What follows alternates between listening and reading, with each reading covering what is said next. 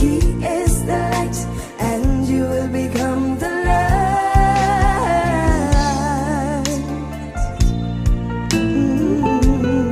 C'est un plaisir sans cesse renouvelé de vous retrouver à votre poste d'observation pour qu'ensemble nous puissions scruter les prophéties et discerner les signes du temps dans lequel nous vivons à la lumière des Saintes Écritures, contenues dans les 66 livres de la Bible et du message, n'est-ce pas, du temps de la fin apporté par le frère William Marion Branham, sous la forme d'une série d'entretiens dont la saison 2 a pour thème la vérité présente, dans le cadre de votre émission favorite, ou du moins nous l'espérons.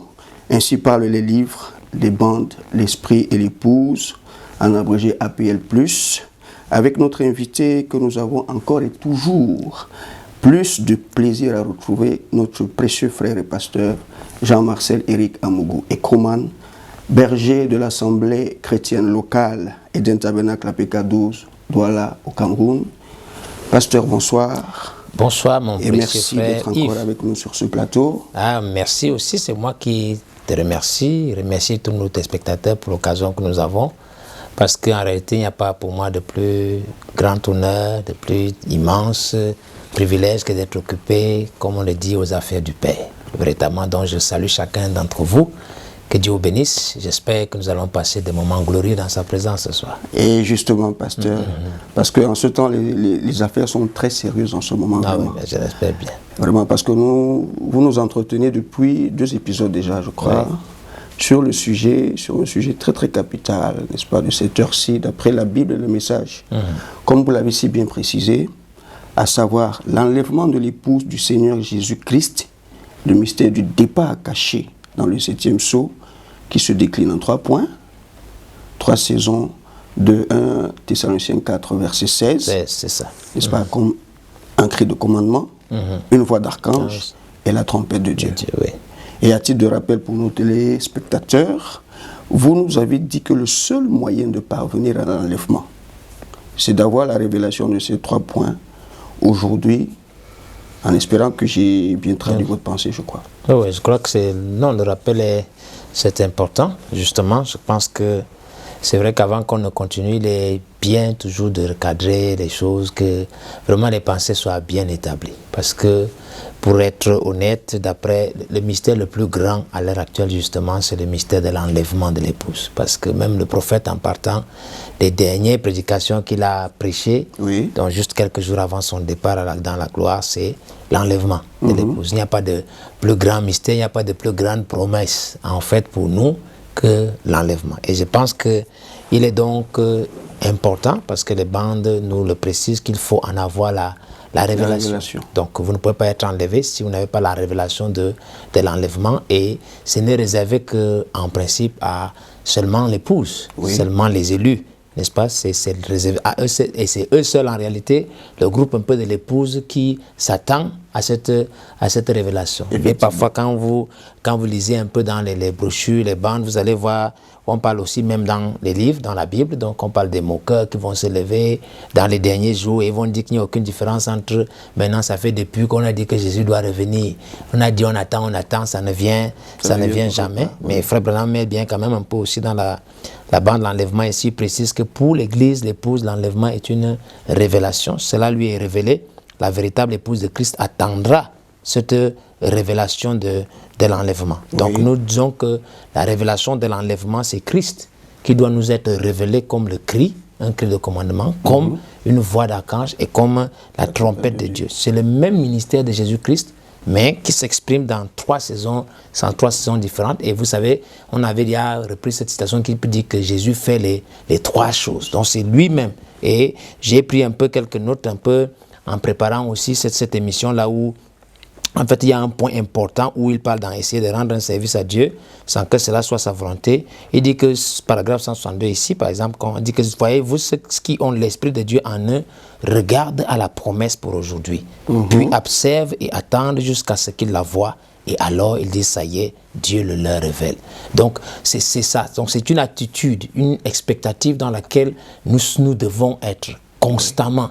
Ça veut dire que si vous vous attendez à quelque chose, la chose là viendra. Si vous ne vous attendez pas, ça ne viendra pas à vous. Donc c'est vraiment important. C'est exactement le même Dieu qui, dans ces trois choses-là, un peu comme un petit rappel, quand on parle de cri, voix, la trompette, c'est le même Dieu, dit Frère Branham, mais il change seulement de forme. Donc ce n'est pas un autre évangile, puisque toute la Bible, c'est la révélation de Jésus-Christ. Donc il ne peut pas être autre chose. Donc quand on parle de ça, il a pris une bonne illustration là quand il essayait d'évoquer dans Dieu dévoilé. Il dit par exemple, moi je suis passé de Marie, quand mon enfant est né, je deviens un père, quand mon petit-fils est né, je suis grand-père. Vous voyez, mais je ne change pas, c'est toujours moi, n'est-ce pas? Il dit c'est comme ça pour Dieu. Voilà, il dira plus là que c'est la même personne tout le temps, la même personne, Dieu tout le temps, c'est de cette manière qu'il se révèle à son peuple comme ça. Donc tu vois un peu, donc c'est exactement ça. Donc Christ, nous devons avoir la révélation de ces trois choses, parce que Christ, la parole est encore en croissance. Nous sommes en train de parler d'un grain, comme on a dit, mais dans les différentes étapes de mûrissement, vous devez avoir la révélation à la période où vous êtes. Parce que c'est cette révélation-là qui vous conduira à la pleine manifestation de la promesse pour aujourd'hui. Donc voilà, c'est très important, vraiment. C'était pour confirmer un peu ce point-là, ce petit rappel que tu as bien fait de ramener. Merci bien, pasteur, merci bien. Mais je crois, avant qu'on ne passe, par exemple, au sujet du jour, j'ai un autre petit rappel. D'accord. Nous avons vu la dernière fois les trois poules du cri de commandement. Oui, c'est ça. Pas qui correspond au message du prophète messager, n'est-ce pas, de Malachie 4. Oui. Maintenant, dans mes notes ici, je crois ce qui a été pour moi très intéressant et très très remarquable, c'est que vous nous avez montré que des gens peuvent croire, n'est-ce pas, au prophète sans pour autant avoir la révélation du cri. Oui, oui. Et donc, ça veut dire que quelqu'un peut être disqualifié pour le départ. Depuis le départ, parce qu'en croyant le message. Voilà, je crois. Le départ pour l'enlèvement. Pour l'enlèvement, oui. Je pense que ça, c'est encore aussi vraiment un point, comme on dit, qu'il faut préciser. Voilà, donc on dit que c'est la révélation du Fils de l'homme. Oui. Parce qu'il y a cette promesse de Luc 17:30 qui parle du Fils de l'homme qui sera révélé. Le cri de commandement, c'est Christ lui-même. C'est Jésus. C'est la révélation du Fils de l'homme dans le ministère de Frère Branham qui est le cri. C'est ce Fils de l'homme qu'on appelle le troisième poule. C'est ce Fils de l'homme qui s'appelle les sept tonnerres. C'est ça qui vous fait identifier le cri de commandement. Ce n'est pas les signes du prophète. Parce que les signes du prophète, c'est ça qui est le premier poule et le second poule. C'est ce qui a été dit à Frère Branham par l'ange. Je te donne un premier signe, tu vas toucher les malades par la main et puis tu vas prophétiser, tu vas discerner les pensées. Et il y a quelque part aussi, j'aimerais bien, c'est important vraiment de rappeler ces choses-là, parce que les gens se concentrent sur les signes du prophète, mais ils n'ont pas la révélation du Fils de l'homme.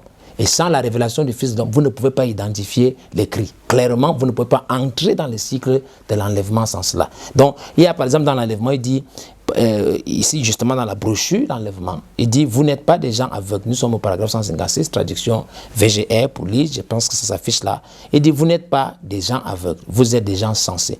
Et si j'étais ici et que je disais ces choses pour faire du tort, il dit, je dis cela parce que c'est la vie. Et parce que je suis responsable envers Dieu de dire cela et je dois le dire. Et mon message, pendant tout le temps où il y avait des guérisons et ainsi de suite, j'ai toujours su que cela était pour attirer l'attention des gens et que le message viendrait ensuite et le voici. Donc, c'est exactement comme ça. Donc, avec Jean-Baptiste, par exemple, quand tu regardes, il y a deux dimensions dans son ministère. Oui. Il y a la première dimension de Jean-Baptiste dans Matthieu chapitre 3, on dit que il dit Jean est celui qui avait été annoncé par Isaïe, le prophète. Il dit c'est ici la voix de celui qui crie dans le désert, préparez le chemin du Seigneur, aplanissez ses sentiers. Il a lancé un appel à tout le monde pour préparer les gens. Mais après, dans Matthieu 3, verset 17, où Jean appelait un peut-être verset 28 comme ça, il dit, à 29, il dit, voici l'agneau de Dieu qui ôte le péché du monde. Et quand vous allez plus loin, au verset 37, il dit, les deux disciples qui l'ont entendu prononcer les paroles de voici l'agneau de Dieu qui ôte le péché du monde, ils ont suivi Jésus. Donc vous voyez qu'il y a des gens, donc, à un moment, il y a eu un appel pour dire aplanissez le chemin du sentier et tout, mais ce n'est pas ça le message. La raison pour laquelle Jean-Baptiste est venu, ce n'est pas pour dire aux gens, cessez, par exemple, comme il parlait aux militaires, concentrez-vous sur votre solde, il dit à Hérode, tu ne dois pas épouser. Toutes ces choses sont bien, mais c'est des messages de préparation parce que son message véritable, c'est celui qu'il a présenté, voici l'agneau de Dieu. Et il y a des gens qui entendent Jean dire ça et qui ont suivi Jésus. Il y a d'autres qui étaient disciples de Jean, qui l'entendent, disent, mais qui restent néanmoins commun avec Jean lui-même. Vous voyez? Et donc, c'est ça le problème. Et c'est la même chose un peu qui se passe avec Malachie 4. Vous voyez dans les 7 âges d'église. Là, l'Odyssée, il dit que ce messager de Malachie 4 et d'Apocalypse 17 va faire deux choses. Premièrement, il va, selon Malachie 4, ramener les cœurs des enfants au Père, qui est quoi? De restaurer toutes les vérités perdues pendant les âges. Et il y a une deuxième chose, un deuxième aspect, qui est la révélation de 7 tonnerres, qui sont les vérités divinement, qui sont les vérités cachées dans, ce sont les 7 tonnerres d'Apocalypse, qui sont les révélations contenues dans les 7 sceaux. Oui. Il dit ce seront ces vérités mystères divinement révélées qui ramèneront littéralement. Donc il y a toujours ces deux aspects. Donc quand on se concentre sur seulement l'aspect de l'appel Malachie 4, donc il y a un premier appel donc de Malachie 4 qui appelle les gens à sortir des dénominations et tout, mais il y a un deuxième appel qui est l'appel de l'épouse qui concerne lui les 7 tonnerres. Et c'est ces 7 tonnerres qui sont l'identification en fait du Fils de l'homme. Et j'espère que vraiment pour cette fois-ci, avant qu'on ne passe que pour notre dispensation, c'est une chose vraiment très très claire et précise. Vous pouvez croire le prophète. Vous pouvez avoir plein de manifestations sans avoir la révélation du cri de commandement. Ça, c'est important, pasteur. Vraiment. C'est vraiment important. Et je crois que nos très chers téléspectateurs l'ont saisi. Mais je voudrais renchérir, pasteur, en disant, nous avons donc identifié les 3 pôles, n'est-ce pas, du cri de commandement. Maintenant, par rapport à notre ordre, parce que je crois que nous parlons des 3 pôles, 3 phases et 3 notes.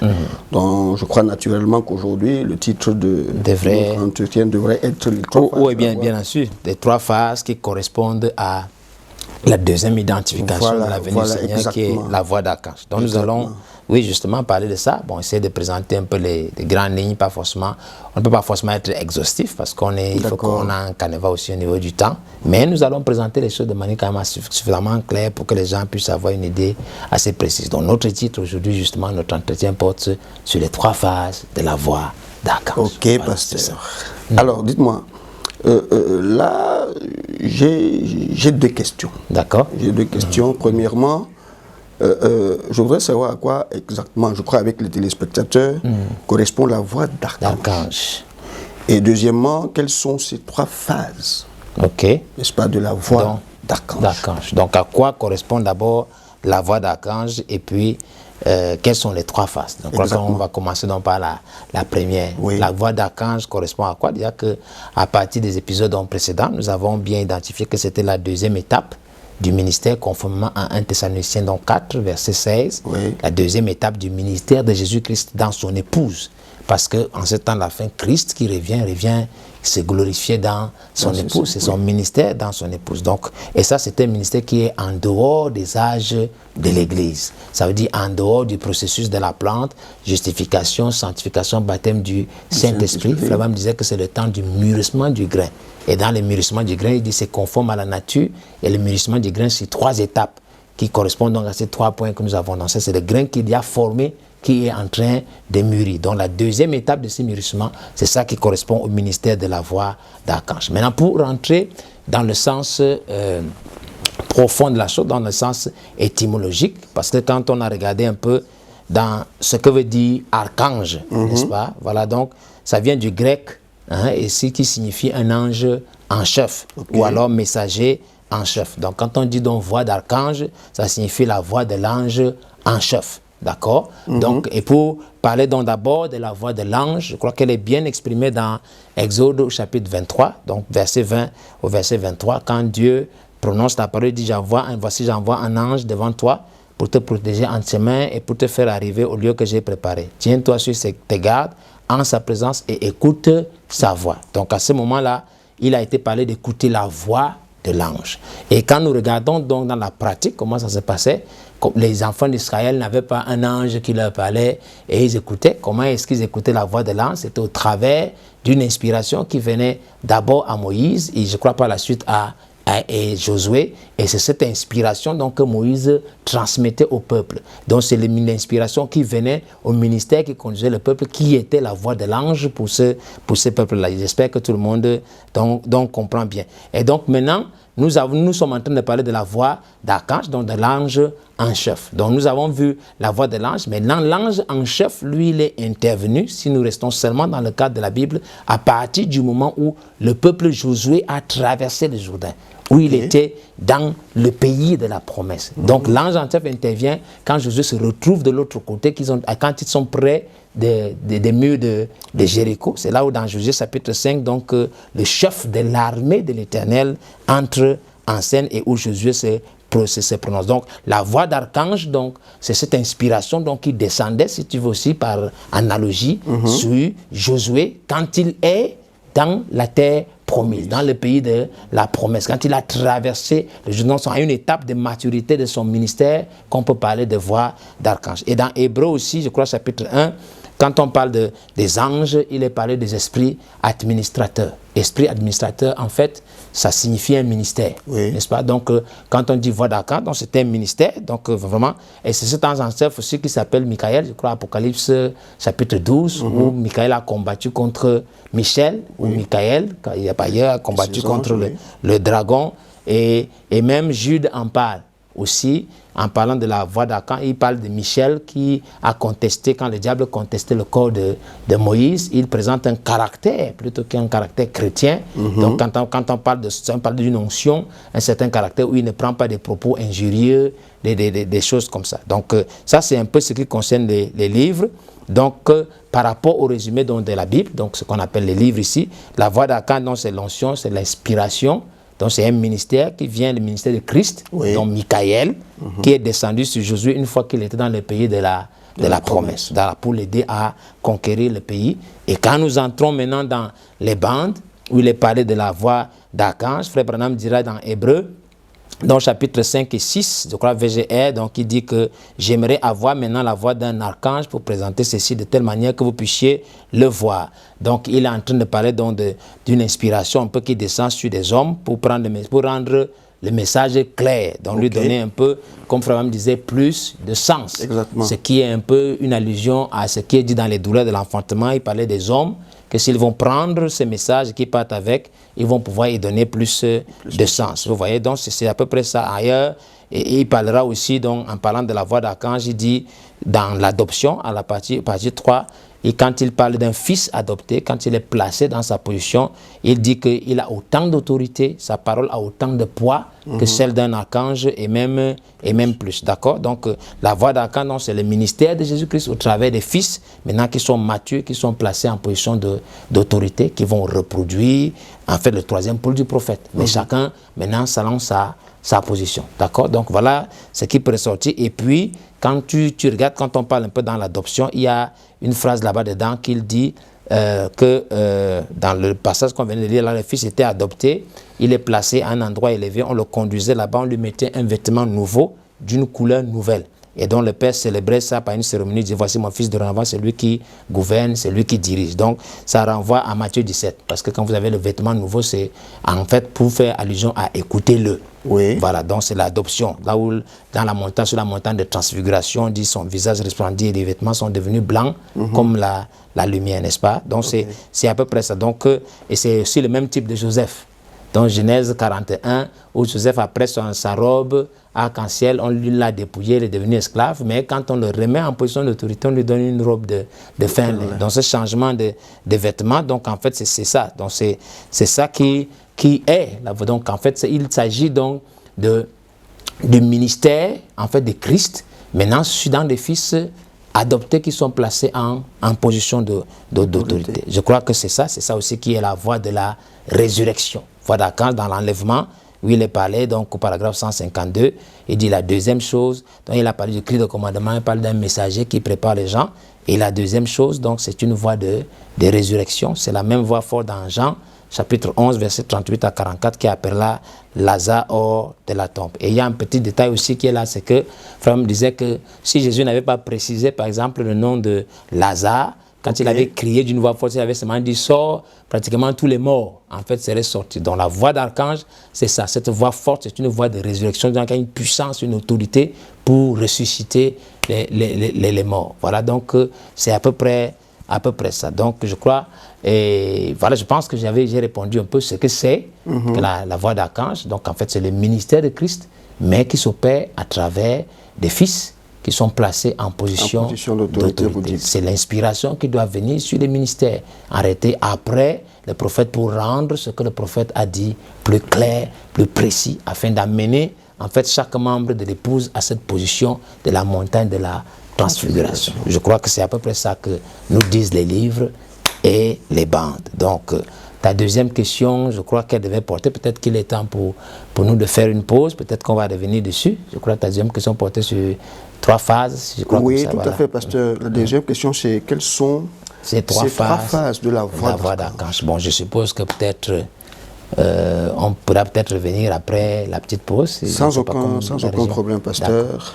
Et d'ici là, nous prenons notre petite pause musicale très rapidement.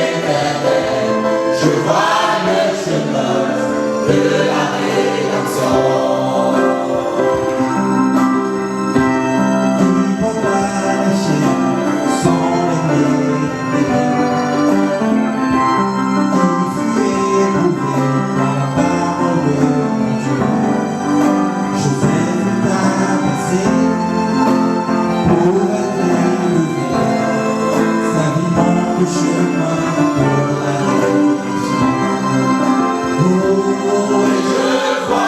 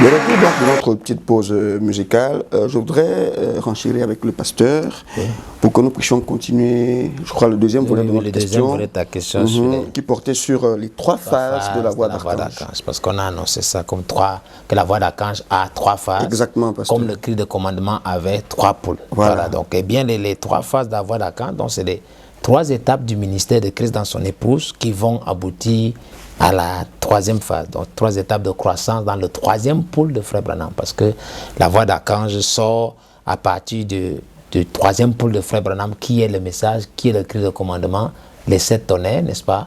Et donc ça sort de là, donc à partir de là, donc Christ lui-même dans les hommes et les femmes va grandir jusqu'à cette position d'autorité, comme on a annoncé de Matthieu chapitre 17, verset 5, où la robe de fin lin, qui perd la robe ambre, en réalité se manifeste dans des hommes et des femmes. Donc ces mêmes phases, en fait, se retrouvent dans le ministère de l'époux, donc de Jésus. Et vous pouvez constater que dans la première phase, donc en fait, vous avez Jésus depuis la naissance jusqu'au moment où il arrive au Jourdain. Il a cru, n'est-ce pas? On disait qu'il croissait en stature, en sagesse et en grâce devant Dieu et devant les hommes. Quand il arrive au Jourdain, c'est à ce moment-là qu'il est présenté, n'est-ce pas?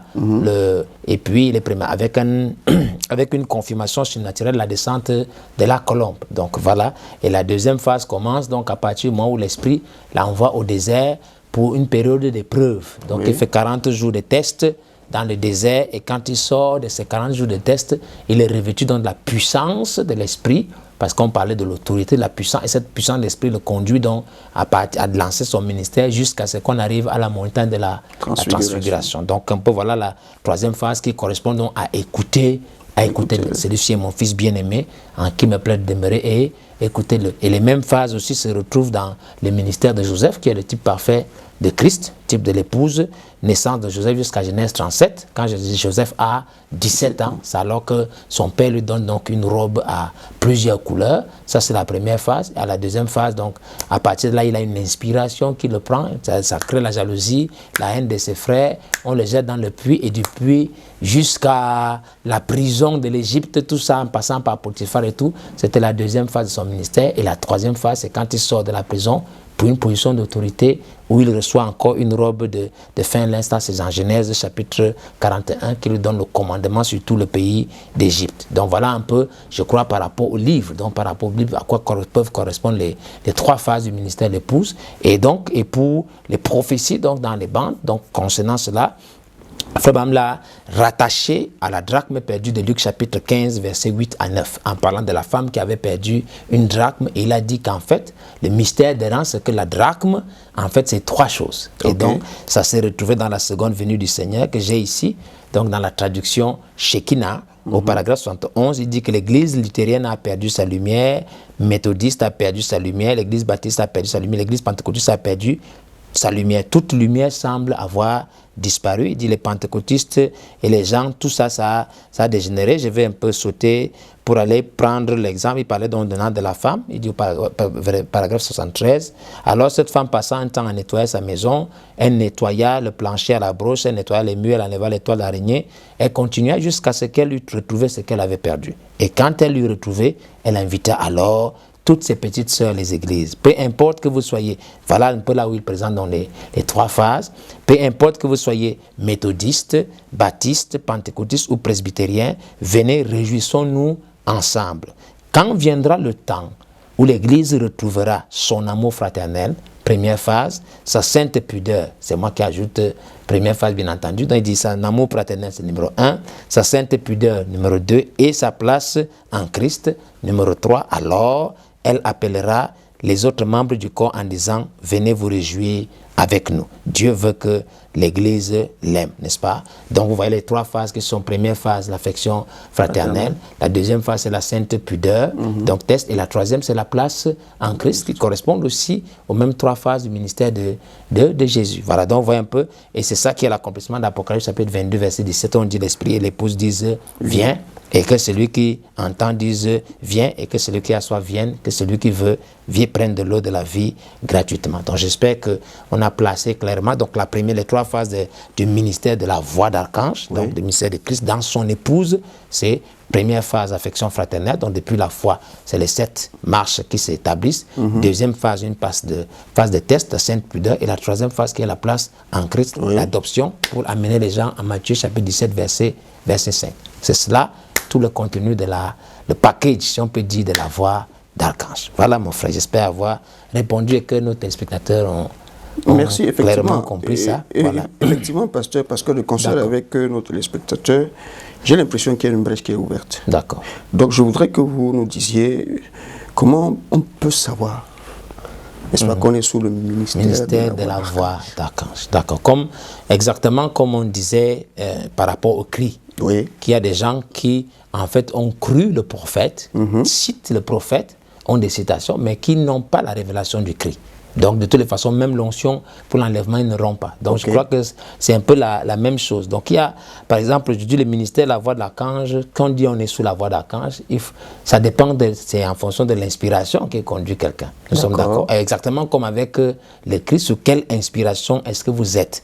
Parce qu'il y a beaucoup d'inspirations, comme, excusez-moi un peu de donner le terme là, apocryphe, que nous avons dans le message aujourd'hui. Ces inspirations qui sont un peu dans 2 Timothée 3 et dans le livre de Jude que nous avons vu en faisant allusion à Michael. Vous avez des astres errants, des nuages sans eau et tout ça, des gens qui se baladent, prêchant ci, là, mais sans une vision claire. Mais nous savons très bien que, qu'est-ce que le prophète nous a dit dans les bancs tout à l'heure, que l'épouse, en réalité, elle a une particularité, c'est qu'elle regarde à la promesse du moment. Voilà, donc, pour reconnaître donc la voix d'archange, d'abord, comme on a dit, l'inspiration qui veut conduire. Et cette inspiration est conduite par quoi? D'abord, premièrement, nous savons que ce soit le cri, que ce soit la voix, que ce soit la trompette, on dit que ce sont les 7 tonnerres qui détiennent le mystère. Donc, vous devez avoir la révélation de ces tonnerres pour prétendre entrer dans le ministère de la voix d'archange. Pas juste dire, comme certaines personnes disent, que nous croyons que les 7 tonnerres sont révélés et on les appelle tonnerristes. Un tonnerriste, ce n'est pas juste quelqu'un qui dit que je crois que les 7 tonnerres sont révélés. Il faut qu'il dise ce que sont les 7 tonnerres. Et s'il n'en a pas la révélation, ce n'est pas possible qu'il entre sous cette onction de la voix d'archange, parce que ce sont les 7 tonnerres, on dit, qui rassemblent l'épouse. Et la voix d'archange concerne l'épouse. Ce sont les 7 tonnerres, comme on sait, qui détiennent le mystère du 7e sceau. Vous devez donc marcher aussi par l'inspiration des 3 phases. Donc vous pouvez d'abord savoir à quelle phase vous êtes, parce que si vous prêchez, vous marchez sur un chemin sans en connaître les contours. En fait, vous êtes en train de parler de quoi? Et peut-être 3e chose, si je peux dire, la voix d'archange, c'est la voix de Dieu, parce qu'il ne s'agit pas d'autre chose. Et Frère Branham, donc les bandes nous ont précisé très bien ce que c'est la voix de Dieu, et il dit que c'est la manifestation de la parole du prophète. Donc, sur tout ce qui a été prophétisé, les 7 tonnerres, les phases et tout ça, c'est la manifestation de la parole. Donc, pas seulement de dire je crois, pas seulement de dire j'ai la révélation, mais nous devons voir ça manifester. Et je vais vous donner une petite référence dans la voix de Dieu en ces derniers jours, dans la traduction VGR que j'ai ici, ils disent, et la voix de Dieu, ils disent, comment reconnaîtrons-nous que c'est la voix de Dieu? Comment je sais que je suis sous la voix d'archange? Il dit, c'est qu'aujourd'hui, à cette époque-là, elle était dans un prophète confirmé. Et aujourd'hui, comment nous reconnaissons que c'est la voix de Dieu? Par la manifestation de la parole du prophète. La parole du prophète, c'est ceci. Je crois qu'il a fait allusion à la Bible. Et nous pouvons dire la parole du prophète, c'est aussi les bandes que nous avons, n'est-ce pas? Quand nous voyons la manifestation de cette parole. Et une véritable voix de Dieu ramène simplement ce vrai Dieu, ce Dieu vivant, surnaturel, avec sa parole surnaturelle, la manifestation surnaturelle, la parole de la véritable parole. Nous reconnaissons alors que c'est la voix de Dieu. En effet, il y a tellement d'autres voix dans les autres sphères que cette voix est presque étouffée, mais souvenez-vous-en, elle brillera, elle retentira, elle le fera. La voix de Dieu doit être, c'est la manifestation de la parole du prophète. Donc quand il a dit les 7 tonnerres rassemblent l'épouse, la preuve que nous sommes sur la voie d'archange, nous voyons cette manifestation pour ce qui est prévu. Si on a dit les 3 phases, doivent être, c'est la preuve que vous êtes sur la voie d'archange, vous devez avoir eu la manifestation de ces phases. L'affection, l'amour fraternel ne doit pas juste être un slogan que les gens prêchent, on doit voir ça manifester. La sainte pudeur doit être manifestée, la place en Christ doit être manifestée. Donc voilà, j'espère avoir donné vraiment suffisamment de clarté. On ne peut pas être forcément excessif, mais suffisamment de clarté par rapport à ce point sur comment on sait qu'on est sous le ministère de la voix d'archange. Voilà. J'espère que tu es satisfait et que nos téléspectateurs aussi. Véritablement, mais ça incite à beaucoup. Oui, nous sommes là pour ça. Mais je veux être peut-être un peu direct. D'accord. N'est-ce pas, pasteur? Parce qu'en parlant justement de manifestation, parce que c'est ça la moi je veux savoir. Oui. Est-ce que vous connaissez par exemple quelqu'un ou plusieurs, n'est-ce pas, ministères qui ont identifié ou manifesté ce ministère littéralement de la voix d'archange? D'accord, ok. Donc, bon, je pense que je peux répondre à cela justement parce que nous avons dit qu'il faut, c'est une confirmation, la voix de Dieu, voilà. Donc, bon, comme j'aimais souvent, je sais pas, je m'entretenais avec certains frères, je disais que les gens, aujourd'hui, nous aimons beaucoup parler des pasteurs et tout ça quand il faut critiquer ce qu'ils ont dit ou ce qu'ils ont fait. On aime seulement dire ce qui est mauvais, mais généralement, on trouve très peu d'identification véritable par rapport à la parole. Voilà, donc, mais en ce qui me concerne, et je le dis de façon humble, en ce qui me concerne, parce que quelqu'un ne peut parler que pour l'expérience qu'il a. On ne peut donner que ce qu'on a reçu du ciel. C'est honnête. Moi, voilà, donc la révélation que Dieu m'a donnée, m'a apportée, c'est que la première personne que je connaisse qui a été identifiée sous la voix d'archange par le Saint-Esprit s'appelle Joseph Coleman en 1974. Et c'est lui-même qui a aussi, premièrement, identifié les 3 phases dans la seconde venue du Seigneur. Donc, c'est ce que je connais, c'est le témoignage que j'ai reçu. S'il y a quelqu'un d'autre en a un autre, bon, c'est libre, mais je ne peux dire que ce que moi je connais. Si vous en avez d'autres, nous serons très heureux d'avoir aussi des gens qui se sont clairement identifiés et que Dieu a confirmé sur ces ministères. Il peut vous donner un peu les paroles qu'il a reçues, justement, quand il a été commissionné dans ce ministère-là. Et c'est quand il parle du 15 juin 1974, et il dit, le Saint-Esprit a prononcé ces paroles. Mon fils, je te parle maintenant. Je viens de te vivifier par mon esprit. La saison dans laquelle tu entres maintenant, c'est la saison de la moisson. Place la faucille rapidement, sinon l'ivraie va gâcher le champ de blé. Le temps est court. 1 Corinthiens 7, versets 26 à 31. La résurrection est proche. La deuxième venue de Christ est ici.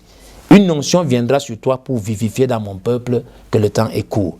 Tu prêcheras ma parole en puissance et démonstration de l'Esprit. Ceci en soi identifiera la venue du Seigneur. Ce sera ma voix qui parlera, la voix de l'archange interprétant sa propre parole, confirmée par des signes, prodiges et miracles.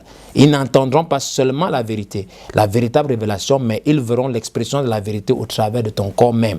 Cette onction est maintenant sur toi. À partir d'aujourd'hui, tu proclameras ma parole avec une telle urgence où les gens sauront que ce n'est pas toi, mais c'est mon esprit vivifiant cette révélation en eux. Je descendrai pour amener cette révélation personnellement à mon épouse alors que tu prêcheras ma parole et elle se préparera par révélation et sera prête pour l'appel à la résurrection qui est un autre appel un autre appel plus tard. Voilà, je vais essayer de m'arrêter là parce que le texte est assez long, mais voilà quelqu'un, un frère qui a été identifié par le Saint-Esprit, voilà son témoignage, et Dieu m'a confirmé cela par une révélation divine, que voilà un homme dont le ministère a été confirmé sous la voix d'archange. Donc ce ministère a en lui l'onction, l'esprit suffisant, l'onction de Michael pour amener des fils et des filles de Dieu à la pleine manifestation de Matthieu chapitre 17, verset 5. Dans l'adoption, écoutez-le. Donc voilà, clairement, je connais aussi, moi personnellement, un ministère avec qui il y a eu un impact direct dans ma vie, qui est le frère John Conte, qui est en Sierra Leone maintenant. Il y a beaucoup d'autres frères, mais je peux vous le dire sous la voix d'archange. Bon, comme je dis toujours, parfois les frères sont un peu réticents quand on parle des gens, mais nous devons donner le témoignage de ce que nous connaissons. Comme Paul et les gens disaient que nous rendons témoignage de ce que nous avons vu et de ce que nous avons entendu. Je ne peux pas rendre témoignage d'autres choses. Maintenant, s'il y a quelqu'un d'autre, nous sommes très ouverts à les recevoir et nous passerons tout cela par le test de la parole et nous verrons ce qui est, comme on dit, retenez ce qui est bon. Donc, mais voilà mon témoignage et je crois que ce témoignage était confirmé par le Saint-Esprit dans ma propre vie ailleurs. Donc voilà, j'espère que j'ai répondu à ta question. Oui, c'est bon, pasteur. Je crois, si je peux dire quelque chose, c'est quand même de l'honnêteté spirituelle. Voilà, j'essaye de l'être. Merci bien. Mais maintenant, et vous? Ah oui, moi-même. Oui, parce qu'on parlait de la voix de Dieu. Essayez, parce que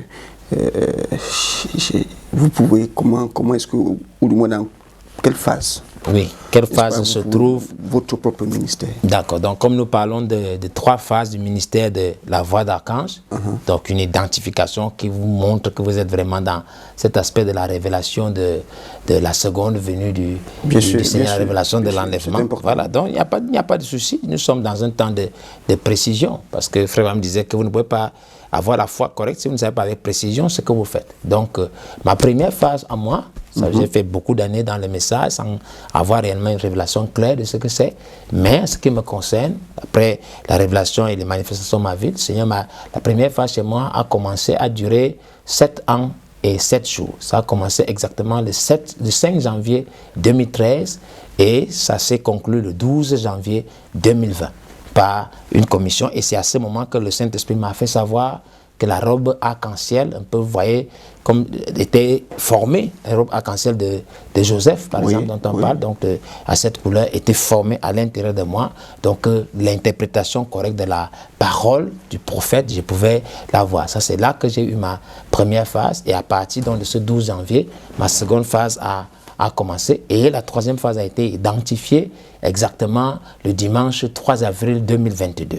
Donc de cette année, ou le même Saint-Esprit, parce que vous savez, c'est le médecin qui vous dit quel est l'âge de votre enfant dans le ventre. Parfois, la femme elle-même ne sait pas. Je ne parle que de ce que je connais humblement. Donc, c'est ce que le Saint-Esprit m'a révélé. Ma troisième phase donc, a commencé exactement le 3 avril 2000. Elle a été identifiée. Je ne sais pas si elle a commencé ou elle commencera demain, mais je sais qu'elle a été identifiée le 3 avril 2022. J'espère que vous avoir donné une réponse, assez précise et que nos téléspectateurs l'ont aussi. Donc c'est comme ça que je sais un peu dans quelle phase, dans quelle étape donc, de ce ministère-là je suis à l'intérieur moi-même. Voilà. Oui, pasteur, cela nous réjouit parce que c'est quand même assez précis et détaillé. Je l'espère bien. Oui, il n'y a pas de tabou, nous sommes vraiment là pour ça, pour essayer d'aider les frères au maximum. Mais pasteur, vous savez, c'est quand même suffisamment délicat, ces choses-là. Et je crois que ça fait du bien quand même qu'on peut apporter une certaine précision. C'est important, parlons de la vérité, mon frère. Donc c'est ça, la vérité ne doit pas être cachée, elle doit être exprimée clairement. Et ça donne la possibilité à chacun d'éprouver. Effectivement, voilà, effectivement, c'est important. Voilà. C'est important. Mais maintenant, une dernière question, pasteur. D'accord, vas-y. Vous savez, c'est un peu... Ça relève un peu comme de la pensée, des fois, comme une pensée générale. Nous savons que pour nous, les chrétiens, la chose la plus importante, c'est généralement le baptême du Saint-Esprit. Le baptême du Saint-Esprit, d'accord. Et que c'est ce qui nous mènera naturellement à l'enlèvement. Je crois que c'est ce que la Bible nous enseigne. Et même le message le confirme.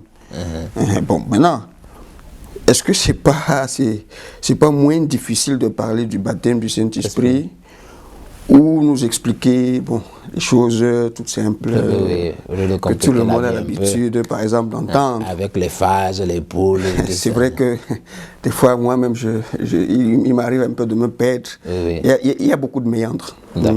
Parce que certains téléspectateurs, je crois, n'est-ce pas, penseraient que les phases, voix d'archange, tout cela, trompette, c'est tellement mystérieux et difficile à comprendre. Et peut-être pas nécessaire. Ah, d'accord. Ok, donc on dit juste baptême du Saint-Esprit.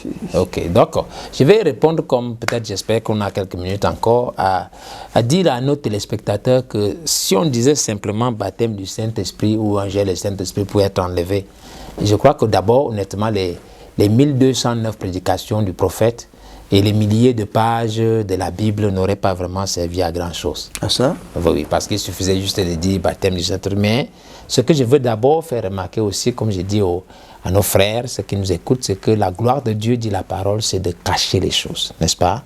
Et donc, le plus grand mystère même de la Bible, quand on parle même de mystère, c'est justement ce baptême du Saint-Esprit-là. Et comprendre que ce n'est pas une action ponctuelle. C'est un processus qui a des méandres, c'est vraiment très... Et puis même, nous savons, il y a dans le message que tu peux être, Frère même dit, nous pouvons être baptisés du Saint-Esprit et aller en enfer. Donc, parler simplement comme ça, sans comprendre en profondeur de quoi est-ce qu'il retourne, je crois que ce serait une erreur qui peut être fatale pour beaucoup de personnes entre nous. Et donc, les gens peuvent avoir à chaque jour de réunion, être baptisés du Saint-Esprit du matin au soir, et en réalité, cela ne leur servira à rien s'il n'identifie pas en fait quelle est l'œuvre qui doit être accomplie pour le temps. Parce que le Saint-Esprit vient faire quoi? Frère Branham l'a défini comme la puissance pour le service. Donc le service, c'est le service de la parole. La puissance qui vient vivifier une certaine œuvre que Dieu est en train d'accomplir pour une saison précise. Je ne sais pas si tout le monde me suit. Donc, vous devez identifier d'abord la parole que vous devez manifester dans quelle saison. Et donc, si vous n'identifiez pas cette parole, le Saint-Esprit ne vous sera d'aucune utilité. Donc, ce sont les détails là, de cette parole-là, d'accord, pour des saisons précises qu'on va appeler 3 pôles, qu'on peut appeler les phases, et c'est parce qu'il s'agit de Christ, parce que c'est des détails de la révélation de Christ. N'oubliez pas ce que nous avons défini un peu comme les principes fondamentaux, oui. Les 3 règles indispensables, parce que Jésus-Christ est l'interprétation de la parole. Oui, voilà. Donc ce sont ces détails-là, ces étapes, donc de ces paroles dans leur étape de croissance, c'est ça qui est Christ, et c'est ce que nous présentons.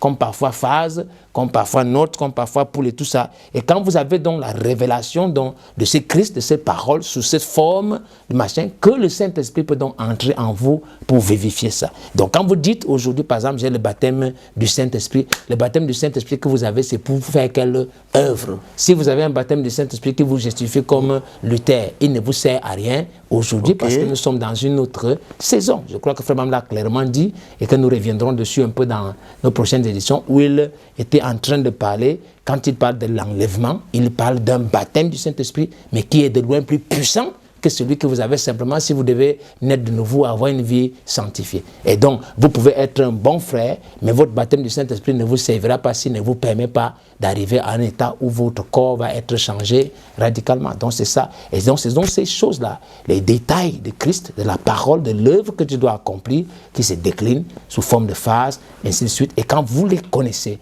et que vous en avez la révélation, alors le Saint-Esprit peut venir vivifier cela en vous et vous allez pouvoir identifier votre position dans le corps. J'espère que c'est clair. Et puis, une autre chose qui est très importante, Frère Branham le dira, peut-être j'espère qu'on reviendra dessus.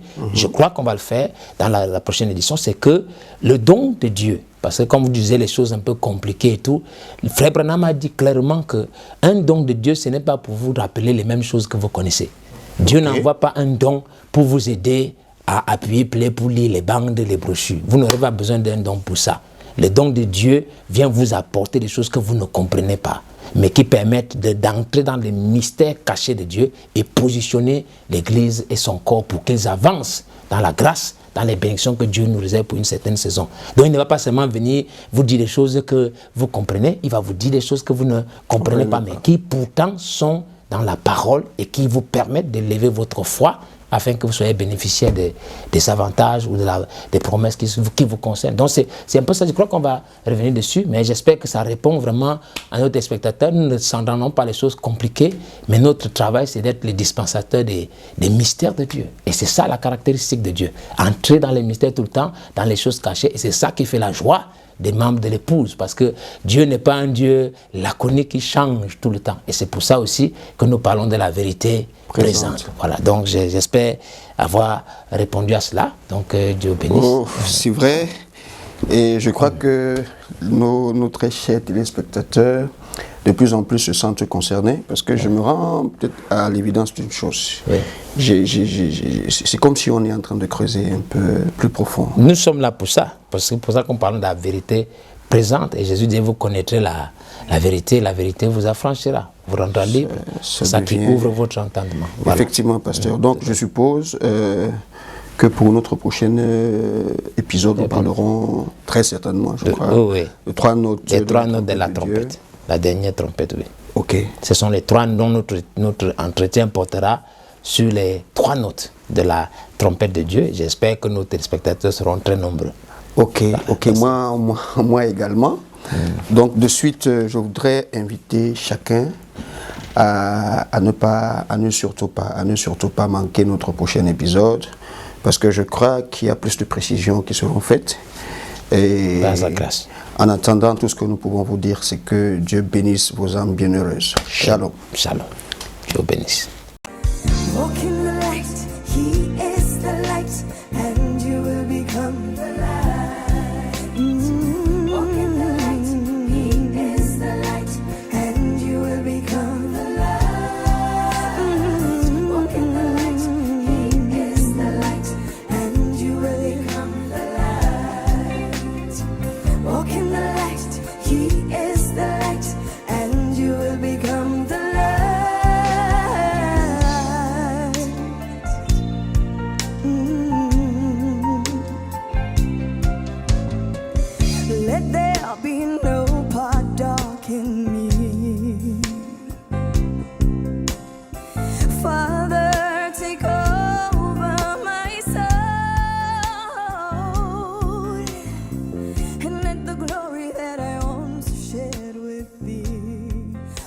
go.